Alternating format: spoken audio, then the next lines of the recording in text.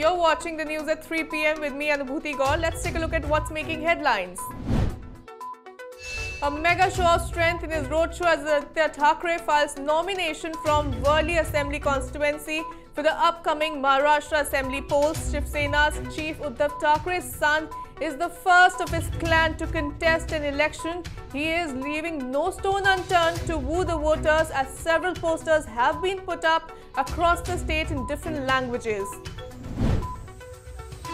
Inputs received by security agencies for Jaish-e-Mohammed terrorists planning to strike in Delhi during the festival season. All four are said to be heavily armed. Airports in North India have been put on alert. The alert led to searches across the Delhi, especially in more crowded neighborhoods of Delhi. Security agencies have received inputs in recent weeks about attacks in retaliation against the government's decision to end special status to Jammu and Kashmir under the Article 370 and split into two union territories. Home Minister Amit Shah flagged off Vande Bharat Express from New Delhi to Vaishno Devi in Katra today.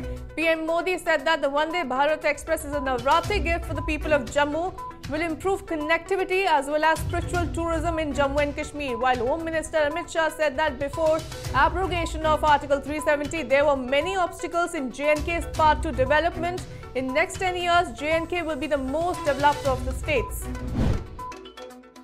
Congress's Rai Bareli MLA skips Priyanka Gandhi's march yesterday but attends UP Assembly session. Aditi Singh attended the special session of the UP Assembly on the occasion of the 150th birth anniversary, despite United Opposition's decision to boycott it. Aditi's father, Akhilesh Singh, was a strong man and close to the Gandhi family.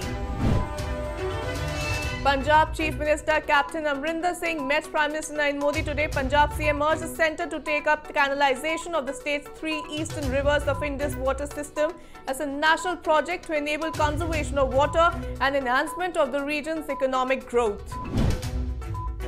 Horrific incident comes to light in Odisha's Ganjam district. 6 60-year-old men allegedly made to eat human excreta and their teeth pulled out by a group of villagers in Gopalpur village on suspicion of practicing witchcraft, leading to death of 3 women.